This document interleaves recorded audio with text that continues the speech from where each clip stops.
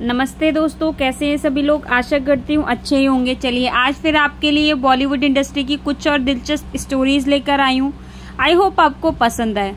जब शादीशुदा होते हुए इस एक्ट्रेस के प्यार में पड़े थे गुरुदत्त, 3 जिंदगी हुई थी तबाह, जाने एक अधूरी प्रेम कहानी। गुरुदत्त बॉलीवुड को प्यासा, कागज के फूल, चौंदवी का चांद और साहेब बीबी और गुलाम जैसे ब्लॉकबस्टर फिल्म देने के लिए जाने जाते हैं। इन्हीं फिल्मों के सेट पर उनकी मुलाकात फेमस गायिका गीता दत्त से हुई थी। उस वक्त गुरुदत्त सिंगर गीता की खूबसूरती पर फिदा हो गए थे और गीता भी गुरुदत्त की फिल्मों की कायल थी। धीरे धीरे दोनों की मुलाकातें बढ़ने लगी और फिर इनकी शादी होगी। हालांकि दोनों के परिवार उनकी शादी के खिलाफ थे। शादी के बाद गीता और गुरुदत्त 3 बच्चों तरुण दत्त, अरुण दत्त और नीना दत्त के पेरेंट्स बने थे। लेकिन 4 साल बाद कपल के बीच मनमुटाव होने लगा और फिर एक दिन गीता अपने पति गुरुदत्त को छोड़कर चली गई। कहा जाता है कि जब गीता ने गुरुदत्त को छोड़ दिया था, उनका दिल एक्ट्रेस वहीदा रहमान पर आ गया था।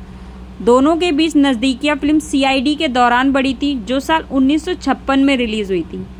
वहीदा रहमान से एक्टर को इस कदर प्यार हो गया था कि वो उनके लिए सब कुछ छोड़ने को तैयार हो गए थे। इस बात से एक्टर की पत्नी गीता बहुत परेशान रहने लगी थी। फिर क्या था, गीता ने एक दिन ये ठान ली कि वो गुरुदत्त को वहीदा के साथ रंगे हाथों पकड़ेंगे। इसके लिए उन्होंने एक जाल भी बिछाया था। दरअसल गीता ने गुरुदत्त को खत लिखा जो एक्टर के पास वहीदा के नाम से पहुंचा था।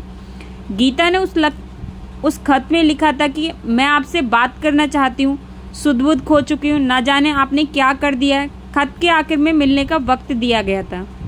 जब गुरुदत्त ने ये खत पढ़ा तो वो बहुत हैरान हुए, क्योंकि वहीदा से उनकी मुलाकात हर रोज सेट पर हो रही थी। इसलिए उन्होंने अपने दोस्त अबरार अलवी से खत के बारे में बात की।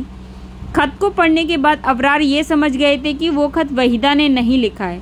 लेकिन खत को पढ़ने के बाद गुरुदत्त के मन में खलबली मच गई कि आखिर कौन उन्हें वहीदा के नाम से बुला रहा है। ये जानने के लिए वो अबरार के साथ नरीबन पॉइंट पहुंचे, जहां पर उन्हें गीता और उनकी दोस्त मिली। गीता को वहां देख गुरुदत्त इस कदर बौखला गए थे कि उन्होंने अपनी पत्नी पर हाथ तक उठा दिया था। अपना ये अपमान गीता सहन न कर सकी और इस घटना के बाद वो गुरुदत्त से हमेशा के लिए अलग हो गई थी। हालांकि पत्नी से अलग होकर भी गुरुदत्त वहीदा रहमान को अपना ना बना सके। कहा जाता है कि कुछ वक्त रिश्ते में रहने के बाद वहीदा भी उनसे दूर हो गई थी, क्योंकि वो एक्टर के पजेसिव नेचर से परेशान हो चुकी थी। वहीदा से दूर होने के बाद गुरुदत्त ने शराब को अपना सहारा बना लिया था। फिर 10 अक्टूबर 1964 के दिन अचानक उनकी मौत हो गई थी। आखिरी शाम गुरुदत्त ने अपने दोस्त अबरार के साथ बिताई थी।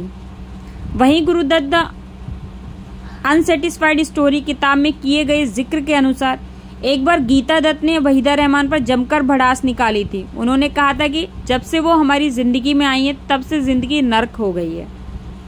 आपको स्टोरी कैसी लगी कमेंट में जरूर बताइएगा। अगर आपको स्टोरी अच्छी लगी हो तो लाइक, सब्सक्राइब, शेयर करना ना भूलें। Thanks for watching. Bye bye.